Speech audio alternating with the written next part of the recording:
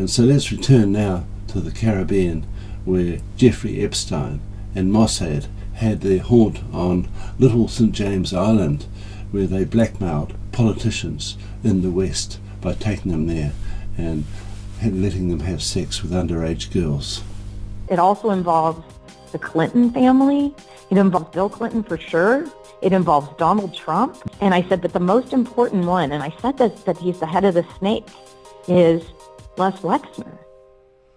And they said, what do you think he is? And I said, he's Jewish mafia. And they said, what do you mean? And I said, what do you mean, what do I mean? Yeah, I said, what do you mean, what do I mean? I said, he's not Italian, he's Jewish, and he's mafia. I said, I can't be any clearer with you. And they said, how do you know he's Jewish mafia? And then I went on to list everything that I'd seen. It was just so creepy. Could you and how tell they me the what you told them about why you thought Wexner was part of the Jewish mob? Because that anything you can tell me there helps me build my case. I don't know if you read my background in Wexner in part 3 of my series or remember it, but there's definitely a lot of evidence pointing to him. Right. So there was this police report filed, and I think it was Columbus, about the murder of his tax attorney.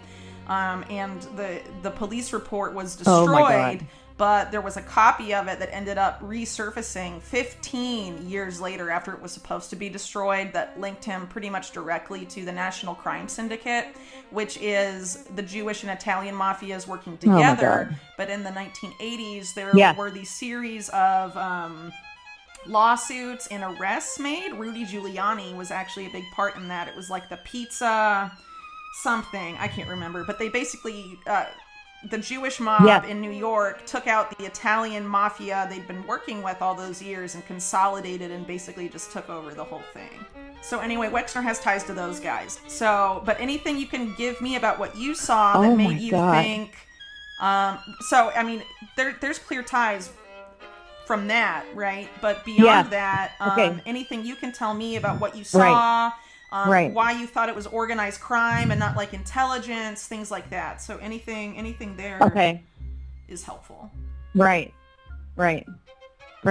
So one of the things that made me think it was all the passports. I know for a fact Epstein had an Israeli passport because he showed me. Okay. Yeah. But Epstein, and I'll tell you about the Wexner, like why I think he's mafia, but I just want to say too why I thought it was really sketchy that they had like how Ghislaine had all those passports. She had a passport, a French passport, an English passport, an Israeli passport, an American passport, and there was one other. And then it made me really mad that when the FBI raided the safe, I know what was in that safe. And it's not a regular safe. It's a whole room, just so you know. So when people say a safe, they think, oh, it's the safe. Wexner had one, too. It's a whole room you walk into. And in that safe, he had a lot of photographs of children. And I know for about pictures of my sisters are in there because one of the people from his freaking office had told me they were in his briefcase, and he kept his briefcase in that safe. He also kept everything in there because he told me he kept it for Wexner, everything. And when I asked why they recorded everything all the time, I said, is Wexner really paranoid? And he said, Epstein said, that's one way of saying it. He keeps everything. He records it all. He said, I record everything, and I keep it for Wexner in the safe. So the first house I go to has pinhole cameras. Jeffrey's showing me. He's really proud of them. Second house I go to has pinhole cameras. He says, Wexner gave me this house for $1. Wexner gave me this for $1. Then I go to the apartment. They had pinhole cameras in the Victoria's Secret dressing room. Now, just to fast forward, when I was in Wexner's house, there were cameras there were pinhole cameras throughout that thing. And Jeffrey, again, is like, oh, look at all the pinhole cameras. And Ghislaine says, you need to be careful. We can see everything. When I would go to the restroom or take a shower or anything, Ghislaine would call me, and from the speaker, and this is in New York, sometimes in London, in different places, she would say, get out of the loo, get off the toilet. She would start screaming at me. And I was on the toilet. And I'm like, what's happening? So then later, Jeffrey's like, oh, yeah, everything's being fed to Abigail. They're watching everything. They literally watched my every move, Whitney. Who does that? My point is, who has cameras everywhere? Sharpshooters, Dobermans, mafia. That's why I said mafia. I'm like, I don't know anyone who lives like this. There were little pinhole cameras in that first mansion that Annie met Jeffrey in, and in the second mansion that he gave Jeffrey for $1. They were in the building that his brother owned on 66th Street. The there were apartment pinhole building? cameras in all these buildings that Wexner, yes, Okay. all the buildings that Wexner had owned. Well, so here's where they were in the building that Wexner owned. They were in the Victoria's Secret stalls. Even though I had this driver's license, and Jeffrey had given me his SUV to use while I was there, but I couldn't go outside because, Whitney, there were sharpshooters, and no one discusses this. Actual freaking sharpshooters everywhere. And anyway, the weirdest part about being at Wexner's was it wasn't the basement, because they had a basement. It was like below that, and there was a sauna in that room, like a huge sauna, and then they had like a vault, and then they had a door to an underground tunnel. And the only way I knew it was an underground tunnel was because their maid told me. I said, what is this door? Because I used to keep everything down there. And she said, oh, that's the tunnel that leads to the main house. I'm like, well, that's weird. Why would they do that? And she said, oh, you don't know? And I said, no. And she said, there's a giant 10,000 square foot floor that raises up when someone goes through that tunnel. And then they can enter the room secretly, go in, and then no one ever sees them. The floor raises up. She said it's 10,000 square feet. I mean, here's the thing. I lived there for 3 months, and I never once saw him. I saw Abigail on her horses, go out to get her horses. I could just see her and go out, but I never once saw him. And that's why I called him like the Wizard of Oz, because he was controlling everything, but no one ever saw the guy. Okay, so Wexner set up, just so you know, nobody talks about this, but Whitney, before that first house, the house that Wexner gave to Jeffrey for $1, it's like the mansion that he raped all the children in. Before that house, there was another one. Yeah, Wexner gave him that one, and that thing was incredible. That's where Annie actually met him. I brought her over there. But that house, that mansion then was later given to Ghislaine recently. She sold it to give it to, or the townhouse, whatever, and that's how she settled with Virginia. She sold that. Oh my God, that woman. And she also had an apartment she took me to. So then she shows me all this stuff on the mantle. She takes me to the mantle. I'd never been in this apartment. It's on the Upper East Side. It was like probably 3,000 square feet. Really nice apartment. Like, I didn't have any friends that lived that well, but it wasn't like, showy like her other places. But she shows me on the mantle, and I'm like, oh, what's this? And she said, these are things my father took from the British Museum. And she's like, they're ancient relics. And I'm like, did she just say that? See, I could never repeat things to people because they think I was lying or something. And I'm like, what do you mean he took them? And she's like, he took them. He likes them. And she's like, this is an ancient Peruvian relic, and she's showing me this stuff that was 22 karat gold that had been taken from graves, but out of the British Museum. I'm like, this is not good. And then she showed me all the royals. Like, she had about like 12 photo albums of growing up with the royals. Everyone thinks that they met at Oxford. No, they did not. Yeah, I'm lying about that. Yeah. She showed me pictures. Yeah. Well, I talked about, I did an article where I brought up some scrubbed news reports talking about Ghislaine and Andrew way before they said they officially met.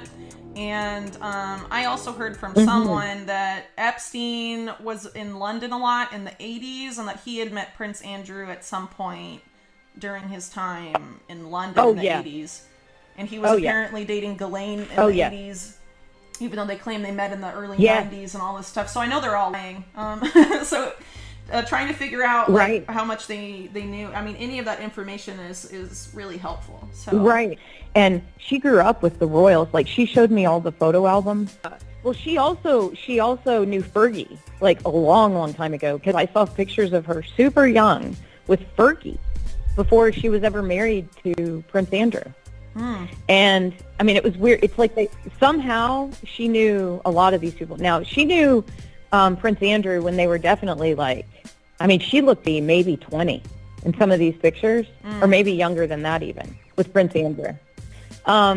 And so I can date some of it by telling you that some of the photographs where they're all super young, they were making fun. I'm not kidding you. The pictures of Diana when she was just dating the prince, and Diana's in the corner crying in some of these pictures, and Ghislaine's like, look there, we made her cry. Isn't that funny? We hated Diana. That's what she said.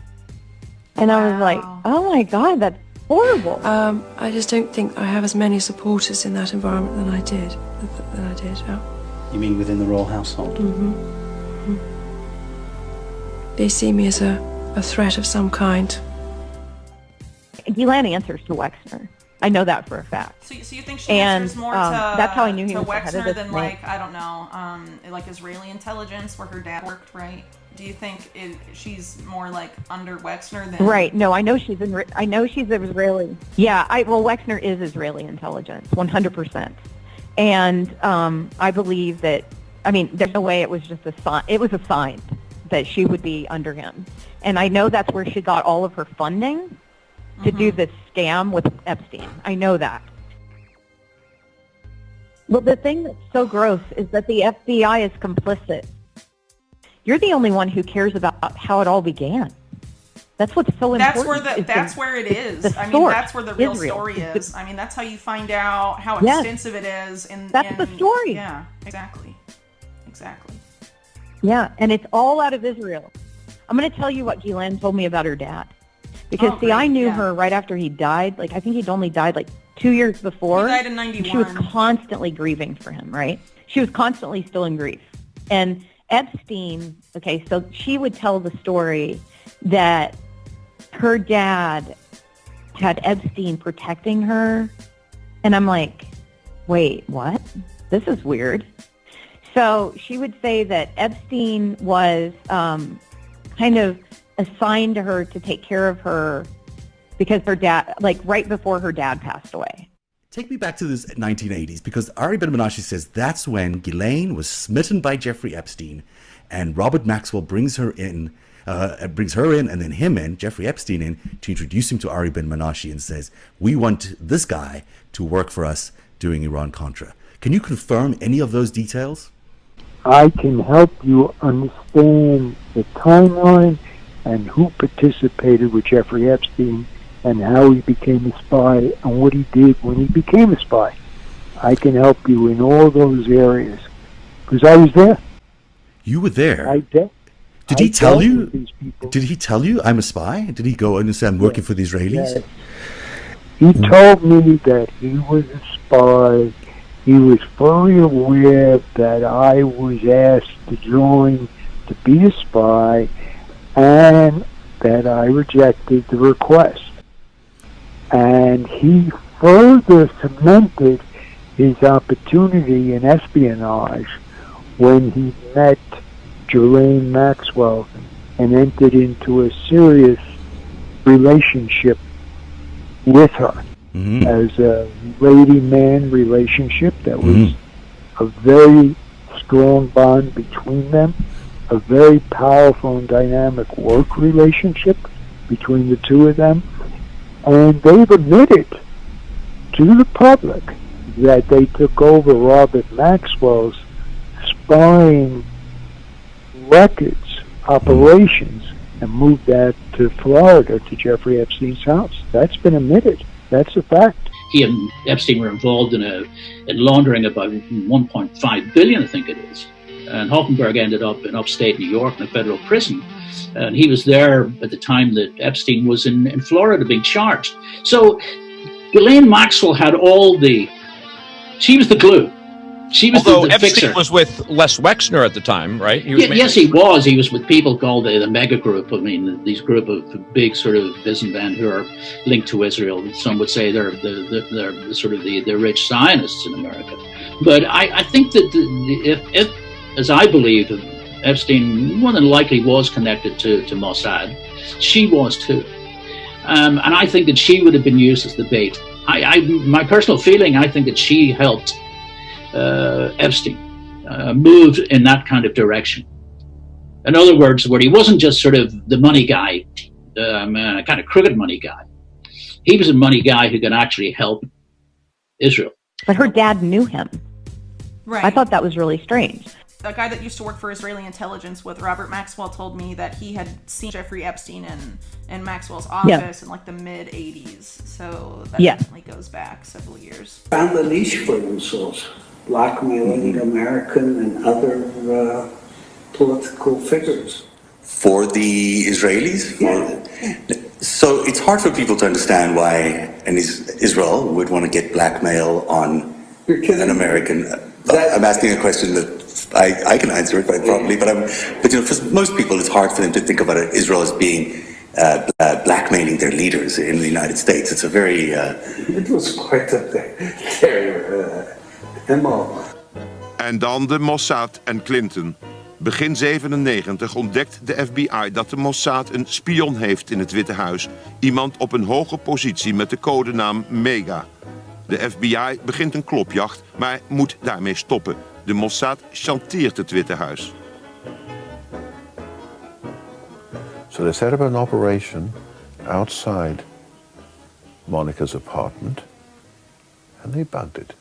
And they picked up some 30 hours of phone sex between the president and Mr. Lewinsky. 30 hours? About 30 hours, yeah. And those are all taken back to Tel Aviv. Mossad probably remains still top of the pile because it's never lost its war footing mentality. Mossad also has, in a sense, an easier role to play in a way because it says first, last, and always Israel, always. And anything that only affects Israel is what interests it primarily. See, sleeping around is not the crime. Maybe embarrassing, but not the crime. But sleeping with underage girls is the crime. I did receive money to go to these parties. After every party, I was paid by Mr. Epstein. There wasn't, out of all the girls that were there with me, most of them were 13, 14. I think the oldest one might have been 16, just turned 16. And she'd been there for a while. He'd see me, he would say, "Oh man, you look," and it wasn't like "Oh, you remind me of my daughter." It was this sick, evil, like, you remind me of my daughter. You are special. You remind me of my daughter. I've said that if Ivanka weren't my daughter, perhaps I'd be dating her. It was just this weird pleasure, sick smile. Like I don't even want to know what he was thinking about. I could imagine what he was thinking about. After the parties would end, we were to report to Mr. Epstein and basically tell him everything that happened, with who, what they liked, what they disliked, if there was any requests, if there was any talk about anything. That's what, we told Mr. Epstein everything. He ripped off all my clothes and he started to basically have sex with me, and I was screaming because I'd never had sex before. It was my first time, and Tiffany was yelling at him too. She was saying I was a virgin, and he told us to just shut the fuck up and just basically took my virginity while I was crying and telling him to stop, and that's basically begging for him to just stop. And Tiffany didn't know what else to do either. No one was there to help us, or me. And so after the fact, he basically finishes it. It didn't take that long at all. But it felt like it was like 5.5 hours. It felt like it was an eternity. Like I don't even know how long it was, but he was done, and I was crying, and Tiffany was consulting me, and she was, apologizing. She told me that she just never put me in that situation again. But he comes over mad because I was crying, and he said that I should be thankful that someone like Donald Trump took my virginity. He basically didn't say took my virginity. He said, I should be glad that someone like Donald Trump popped my cherry and not some pimply little 14-year-old. And I just was like, what if I said, what if I get pregnant? Not even talking to him. I didn't want to talk to him. I was talking to Tiffany. And he said, well, you'll get an abortion then, bitch, and then just walked away. And I told Tiffany I needed to go home. He made sure these girls are underage. I have theories about who wanted him dead. Probably there were quite a number of people in the States wanted him dead. I would think mainly the Israelis. Mainly? I mean, when you look at it, they have the most to lose from all of this coming out. Because you really didn't want the stories to come out about how they were blackmailing American politicians. No. Yeah, it's true, because Ghislaine's thing that she told me was that he was assigned to her to protect her because her dad had died. And I'm like, who assigned you? You know what I mean? Like, what does that mean? And when she was showing me pictures of her dad and crying over them, I had to sit with this bitch all the time and go through photo albums and I know her really well. And I know how she operates. And that's why I'm so afraid that she's still on the loose. And I know who's taking care of her. I know it is the Rothschild. I know it is. And I'll tell you how I know. Because Lady Rothschild is ready to kill me. Because she's best friends with the Rothschild? She's going to sue. Is this who you're talking about? Lynn, yeah, Lynn Forrester. She's calling me a liar because she's saying that she set Dershowitz. See, I saw Dershowitz coming in and out of the house. Yeah, she introduced Epstein. She's saying it's not possible. She claims that anyway. She didn't. Yeah, she did not. She did not. But she wants to think so. So their story is that she introduced them as a gift from Wexner, because every year Wexner would give a gift to Epstein, and this year he's such a wonderful gift, Dershowitz. Look, I was introduced to him by the Lady Rothschild. So she gave him as a gift, But anyway, she said to me, he was assigned to me to protect me because my dad died. And I was like, I don't understand this. And I said, well, what happened to your dad? She said, those cunts pushed him. And I thought she said off the baby Ghislaine. So for years I thought it was the lady Ghislaine. She said those cunts pushed him off of the baby Ghislaine. People who knew him at the time, who worked with him, have said to me, Robert Maxwell thought he actually owned the Mossad, like he owned newspapers, everything else. That he'd bought them with his millions of stolen money he was feeding to them and so on. With these incredible deals he was making with these people, he was bringing them to and so on. That didn't work with the Mossad. They thought he'd become, what we call a loose cannon. So then she says to me, my dad was a very powerful man, and, he was very important. She said, Maria, later when she was talking to me about something one day, she said that the Rothschilds were the greatest protectors of her family. And she wasn't talking about Lynn Forrester, by the way. She was talking about the other ones. The people that are in her. Yeah.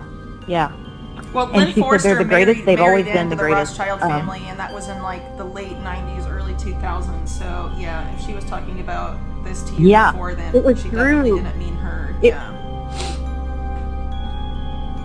No, it was through Ghislaine. I mean, it was that Lynn Forrester, I believe. Didn't she hook up through them?